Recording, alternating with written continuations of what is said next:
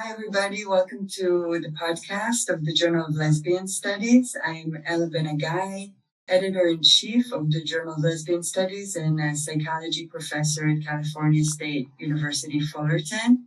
With me is Lori Essig, who is co-editing a special issue on neo-fascism's anti-gender ideology. And to sort of start us off, let's just talk about what is anti-gender ideology. Lori, if you can explain to us how you see it. So when I first started thinking about the anti-gender ideology movement, whether in Russia, Poland, the United States, Mexico, wherever, I just thought it was something that was amorphous and a big gelatinous mess, and you couldn't really define it. But actually, I think it is fairly defined. It's just different, slightly different in different places. So what it basically represents is a sense that the traditional order of things is under attack. And in particular, the idea that a boy has a penis and grows into a man, and a girl has a vagina and grows into a woman. And they are meant to be together in a heterosexual marriage in which the man is in charge of the family and patriarchy is kept in place. And so anti-gender ideology is against anything that might threaten that. So, for instance, laws against gender violence or domestic violence could be part of what anti-gender ideology focuses on. Abortion rights are very focused on in the United States, for instance, or Poland, as a threat to the order of things, less so in Russia. All of anti-gender ideology movement focuses in particular on gender studies, feminist movements, and LGBTQ movements. But some places it's more on the L and the G, and some places it's more on the T. But basically what gender ideology functions as is the internal enemy against which fascistic ultra-right political movements, such as the Trump movement, or Orban, or Bolsonaro, or Putin, solidify their base by saying there's this threat to the order of things, and that threat is gender ideology, and I can save you from it. So some people would say, I think Judith Butler says this, that this is in a way of saying things are so insecure, you're getting poorer every year, the environment's falling apart, everything's falling apart, but it's not the fault of capitalism or traditional institutions such as the Catholic Church. The problem is gender studies, abortion rights, gay people, drag queens. And so it's a way of pointing the finger elsewhere so that people who are scared and living in precarious conditions all of a sudden are really upset about trans women using bathrooms or gay marriage or abortion rights or teaching gender studies or even teaching critical race theory in the United States. That becomes part of the narrative of what's destroying civilization. So really, I think one way to think about it is something that Agnieszka Graf, who's a Polish feminist scholar, says is gender ideology has become like the Jew within Nazism. Gender ideology is the thing which is responsible for everything.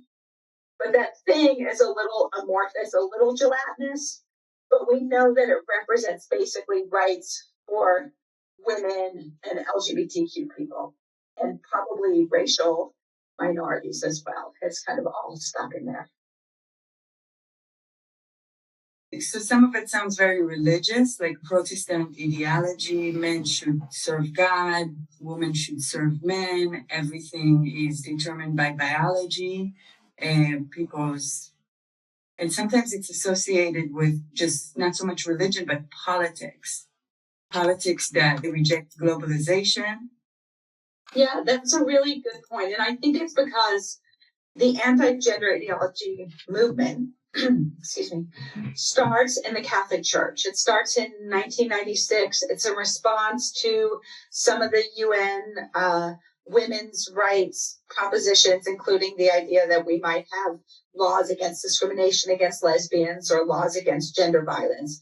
And so it starts as its Catholic Church response to what they see as a threat. And they specifically name gender theory as part of that threat. And it stays a religious movement, primarily in the Catholic Church and evangelical movements. but it becomes politicized in the 2010s, and in particular by Vladimir Putin, which I know Yevgeny will speak more about. But it becomes politicized in the 2010s by right-wing politicians who sometimes keep it in its religious mode and sometimes make it secular so that it has broader appeal. So one of the things that's happening in the United States is there's a cooperation or even a conspiracy between right-wing politicians and trans exclusionary radical feminists who've taken this up as a women's rights issue. So they've written a bill of women's rights and they've made it about the erasure of women. And so therefore there have to be all these anti-trans laws in place in order to protect women. So it manifests differently in different places depending on what the local conditions are. But the basic idea is there is this thing called gender ideology, which is going to screw you over. One of the interesting things that's happening in Russia, based on some research being done by one of my graduate students, is abortion is not an issue there. Putin's not going to touch abortion.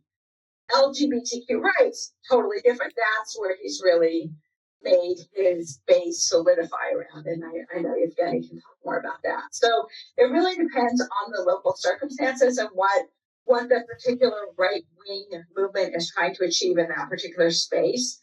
And gender ideology becomes shorthand for everything that might give people rights to I don't want to have rights. Right. So what we're seeing in the special issue that will soon come out at the Journal of Lesbian Studies is that in some places there's an attack on women and women's rights for their body autonomy. And sometimes it relates to attacks on gays and lesbians. Sometimes you really focus on trans people. And sometimes all of them together.